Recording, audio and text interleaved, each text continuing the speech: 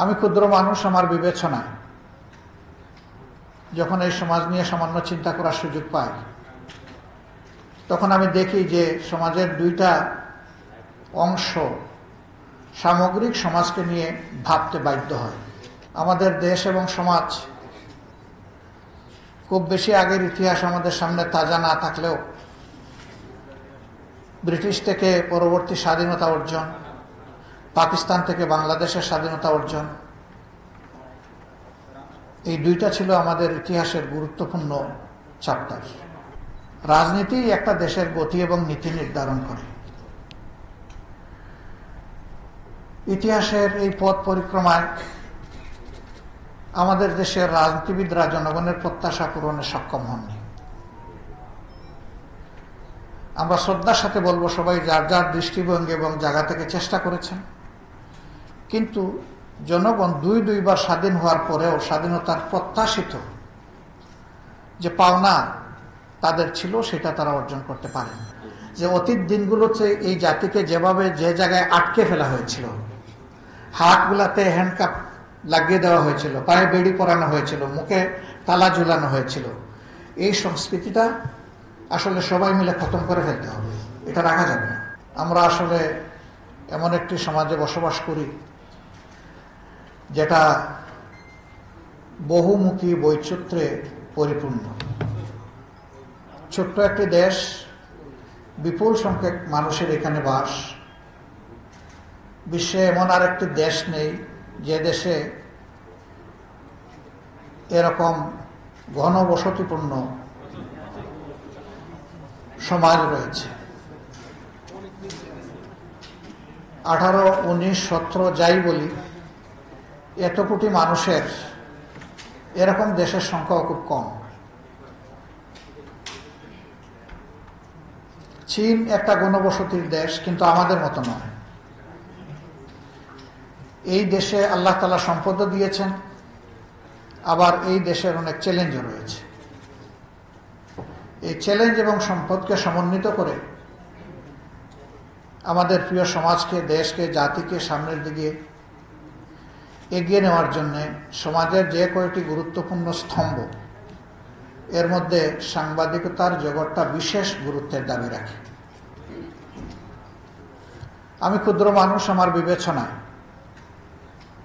যখন এই সমাজ নিয়ে সামান্য চিন্তা করার সুযোগ পাই, তখন আমি দেখি যে সমাজের দুইটা অংশ সামগ্রিক সমাজকে নিয়ে ভাবতে বাধ্য হয়। একটি আপনাদের সমাজ, আর একটি রাজনীতিবিদদের সমাজ। এই দুইটি সমাজের বাইরে যারা আছেন তারা হয়তো সমাজের নির্দিষ্ট একটা অংশ নিয়ে ভাবেন, কিন্তু এই দুইটি সমাজকে সামগ্রিকভাবে সমাজের সকল বিষয়ের দিকে দৃষ্টি রাখতে হয়, সবগুলা বিষয়কে অ্যাকোমোডেট করতে হয়। আবার এই দুইটি সমাজের বোঝাপড়া যেখানে চমৎকার, সেখানে সমাজটা একটা কাঙ্ক্ষিত সমাজে পরিণত হয়। আর যে জায়গায় এখানে বোঝাপড়ার কোনো ঘাটতি থাকে, ব্যর্থয় থাকে, সেখানে সমাজকে প্রত্যাশিত লক্ষ্যের দিকে নিয়ে যাওয়া সম্ভব হয় না। জাতির কাঙ্ক্ষী লগ্নে এই দুই সমাজকেই গুরুত্বপূর্ণ দায়িত্ব নিতে হয়। আমাদের দেশ এবং সমাজ খুব বেশি আগের ইতিহাস আমাদের সামনে তাজা না থাকলেও ব্রিটিশ থেকে পরবর্তী স্বাধীনতা অর্জন, পাকিস্তান থেকে বাংলাদেশের স্বাধীনতা অর্জন, এই দুইটা ছিল আমাদের ইতিহাসের গুরুত্বপূর্ণ চ্যাপ্টার। দুই চ্যাপ্টারে জনগণের আকাঙ্ক্ষা ছিল যে জনগণ স্বাধীনতার প্রকৃত স্বাদ পাবে। পাকিস্তান আমলে বৈষম্যের শিকার হয়েছিল তৎকালীন পূর্ব পাকিস্তান, যেটা আমাদের প্রিয় বাংলাদেশ। বৈষম্যের কারণেই জনগণের মধ্যে নানাবিধ সংশয়, সন্দেহ, কষ্ট, ক্ষোভ দানা বাঁধে এবং 70-এর নির্বাচন নিয়ে টালবাহানার কারণে শেষ পর্যন্ত বাধ্য হয়ে দেশের জনগণকে অস্ত্র হাতে তুলে নিতে হয়। সুসংগঠিত, সশস্ত্র একটা মজবুত বাহিনীর বিরুদ্ধে সেদিনকার যুদ্ধের সিদ্ধান্ত নেওয়াটা অত সহজ ছিল না,